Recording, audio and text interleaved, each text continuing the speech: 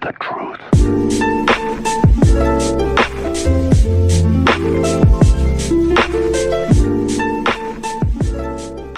Hey, yo, Stacy, talk to me, baby. If you don't know where that's from, you're not old enough. But let us dive in. We're doing something a little different today. We're going to do a story time, okay? But also, before we dive into the story time, let me know how you guys like this lighting situation. I just switched it up on you guys again. You know, trying to do different things, trying to be a little professional for you guys.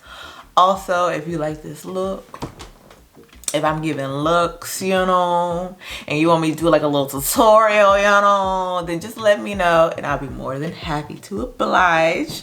But yeah, let's just dive right into this story time about, as you can see from the title, how I almost got ran over. So let us begin. This story starts in the spring of 2007.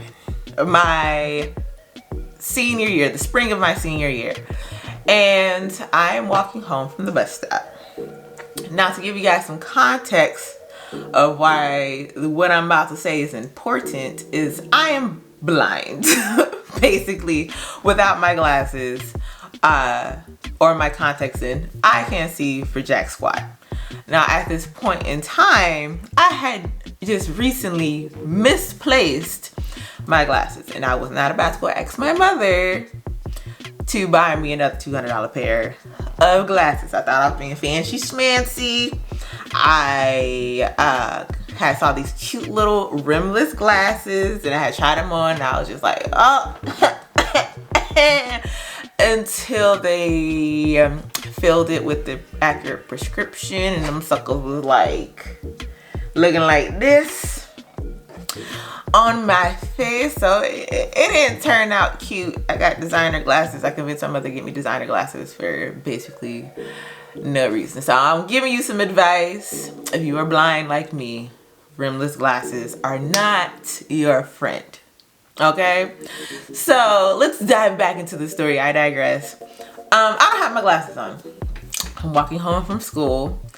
I pass this house. I got some dudes. I don't pay attention, you know, I don't say hi, nothing like that. I keep walking. I get about halfway down the block, and this dude is like, hey, excuse me, how you doing? Now, this guy has waited. I don't know if his homeboys was in there hyping him up, like, yeah, you should go talk to her, just talk to her, just talk to her. I don't know what it was. But, you know, I got a little ways away from the house before he said something. Now, I don't know what I was on that day, but I ended up having a conversation with this guy halfway down the block. We never approach each other. He doesn't walk to me. I don't walk to him. And I usually don't go for that. Like, even at a younger age, you still had to approach me. Like, you know, with some said, I don't know what I was on that day, but I end up giving him my name and number from halfway down the block. So he ends up texting me. He had a really pretty name. I'm not gonna say his name. We're gonna keep all this anonymous, but really pretty name. Now, mind you, I don't remember, or not that I don't remember, I don't have a visualization of what this guy looks like. All right. So we're talking on the phone or whatever the case may be. I can't necessarily say caking, you know, because I was, if I was, you know, feeling you, whatever, back in the early 2000s, I don't know, do people still cake now? In the early 2000s, that was the groove. You be on the phone for hours talking about what's your favorite color and what you do to, like, just foolery, you know. But in any case, we weren't caking. We were just chit-chatting and texting. So prom is around the corner. And I already decided I'm gonna take one of my female cousins with me, right? We had everything planned out. I don't know, in our minds, like we had a whole dance routine planned out, okay? I don't know, in our minds, if we thought that the DJ was just gonna cut the right records and the right formation for us to do all these dances that we had prepared.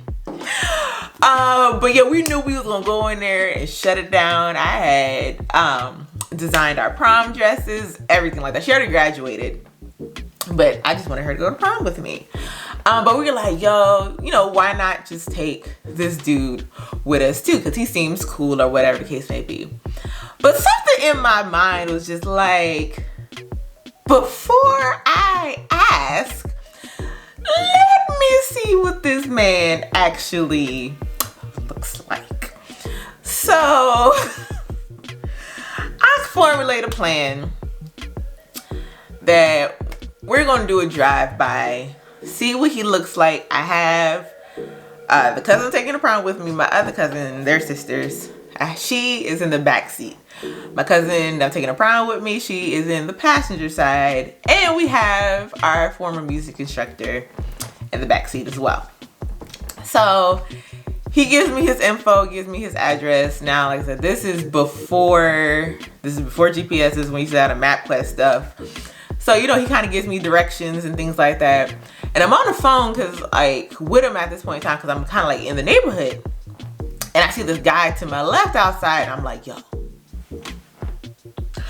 don't let that be him. Please, almighty sweet Jesus, don't let that be him.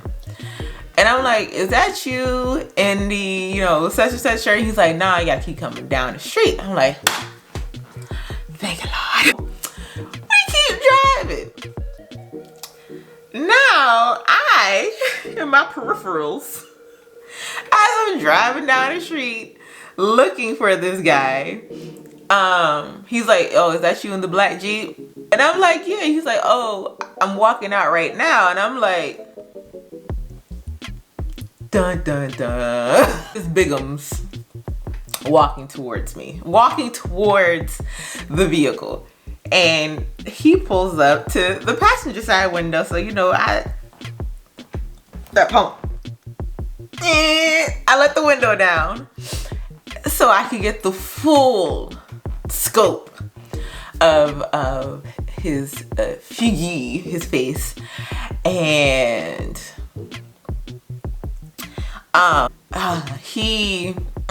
Jesus, he was not the most pleasant thing to look at, okay? Now mind you, when he was describing himself, he would say he was tall, you know, he was brown skinned, he had dreads, he was like, I'm black and Puerto Rican. And you know, mind you, I don't go for that just because you're mixed, you all of a sudden look good or anything like that. But you know, this is his description on the phone. And then what I actually got was not what I was expecting, to say the least. Okay, so as soon as he pulls up to the window, my cousins bust out laughing. Like hard down, rib hurt laughing. And I am trying my best to save face, because I already know that they're laughing because of how hard down pressed I was that the first ugly nigga that I had ran into, I was like, oh, I hope it ain't him. Only for the dude that we're looking for to just be all the more worse. So I'm trying to keep it together. You know, I'm trying to keep it together. We ended up having like a quick conversation, and I was like, you know what, I gotta go do something. I made up something to do, right? As soon as we drive off, I hard down start laughing, right? Because I can't hold it in any longer that this just happened to me. That this being on whatever energy I was on that day got me into this predicament of the bull beast trying to talk to me. If you don't know what a bull beast is, it's, you know, use your imagination. So we drive around because I'm trying to get out of the neighborhood because I don't know where I'm going, and I'm just laughing hysterically. Only to find out later through my music teacher that we ended up passing him because he was still outside and we didn't have any tents on the car. So he saw us laughing hysterically. Okay, so I now make the conscious decision to ghost him. I'm sorry. I'm shallow. Let's just keep it 100. I have kind of always been shallow. I'm not as bad as I used to be, but it is what it is. I like what I like. I find what I like. If it's visually pleasing to thine eyes, then it is what it is. But you know, I kind of have high physical standards, I guess you can say. But in any case, I digress. Let's keep on to the actual point. That we can do that another video. But yeah, so like I'm texting back less. I'm not really picking up the phone. He's trying to meet. I ain't trying to meet. Like, bro, you not what I thought you were going to look like. And I apologize for my ignorance, you know, allowing this situation to devolve into what it has. So I remember a specific situation. He wanted to chill and I was just like, yo, I got this wake to go to, which I really did because somebody in the church had died, and he was just like, no, you don't, you lying. And I'm like, what do you mean? This whole ghosting thing is going on. Mind you, I have now found an alternate escape route to walk home. So that way I don't have to pass the house, because my regular route passes the house. I think somebody, whether his auntie, his grandmama, somebody lived at that house. So I can no longer walk past this house on the daily if I'm trying to, you know, stick a move and get out the way. So he also mentions that I saw you walking down the street, and I'm like, God dang it, he knows. He knows the escape route, you know. I ain't El Chapo with the escapes, but I'm like, damn, what I'm gonna do now? So I'm still ghosting, I'm still sticking and moving, trying to avoid this guy, right?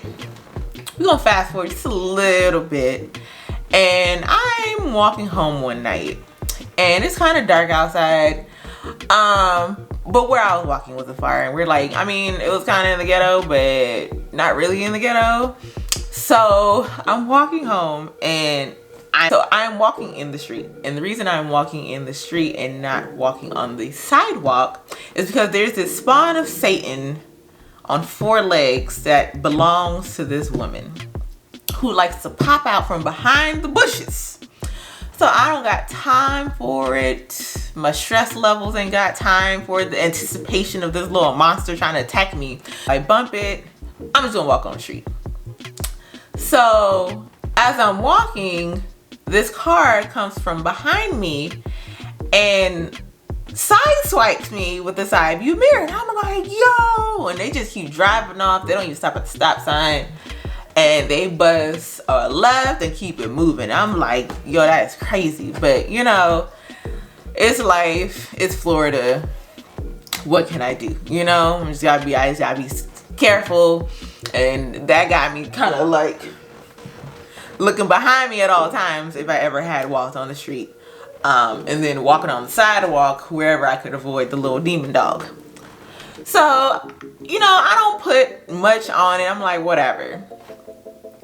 So fast forward just a teensy bit more, and I am walking, because this is all high school. There was no car, for real. You were borrowing people's car. Everywhere else you had to go, we was walking. That's why, like, if you ever wonder why my calves are the way they are, it was a lot of, it's partly genetics, but it's also it's partly genetics, but it's also partly me walking and busting 11 everywhere we had to go. But walking back from, I think we was walking from Bible study. See? Home from Bible study. Or at least I said I was going to Bible study. I don't know if I actually went. Lord Jesus. But I'm crossing the street. Now there's a car approaching. But this car is like far out to where, you know, I don't have to run across the street. I can mosey along casually across the street and not, you know, have to impede the speed of this car that's coming down. So I'm like, just walking across the street. all of a sudden I hear, because this is an older red van, the devil himself. See, when you let the devil use you, I got a word, okay? I hear this car punch it. Because you know, older cars, when you try to accelerate real fast, you know, they don't take off. That's how they go. You know, it's like, you know, the fuel injectors don't work like they used to. So I haul ass. When I tell you I haul ass, and I barely made it across the street without this car hitting me. I didn't have time to look who was in the car, look for a license plate, nothing. This car legit tried to run me over. And so I'm putting two and two together. I'm like, this is the second time. Like, the first time vehicle actually tapped me. This is the second time I had an incident with a motor vehicle. And I'm like, I'm putting two and two together. I think I seen a red van in front of that house. And I realized that the sucker I ghosted may be trying to kill me. Now, y'all tell me in the comments if you know, my findings are unfounded. Jesus. So, lesson learned, people. A, make sure you can see who's trying to talk to you. B, don't ghost. Just, you know, let people know, keep it 100, that they're ugly and that you can't talk to them. Don't say that. You know, just tell people, you know, if you ain't feeling them, you ain't feeling them. Because, I mean, it wasn't that serious to me for you to try to end my life. Because, you know, I didn't want to talk to you no more. Ghost or no ghost, you know. But that's neither here nor there, you guys. That's the end of my story. Discover whether or not it was really truly him or not. But it is what it is. I'm still here, you know. That big right devil van does not destroy me. Hallelujah. Kick you. Hallelujah. So, you know, amen to that. And like, comment, and subscribe. Like, let me know what you guys think about this story. Have you guys had any incident of you ghosting somebody going terribly wrong? You know, share. Let's have a discussion in the comments. Well, of course, you know, just make sure you guys are watching my other videos if you have not already. I thank you guys for all the support that you do give me. I really appreciate it. Like, you know, just starting out and all that type of stuff. But also let me know if you like this kind of video, this kind of content, because I got stories for days. I'm always reminiscing about some tomfoolery that had happened to me. So yeah, let me know. Once again, subscribe, like, comment, share, and we out.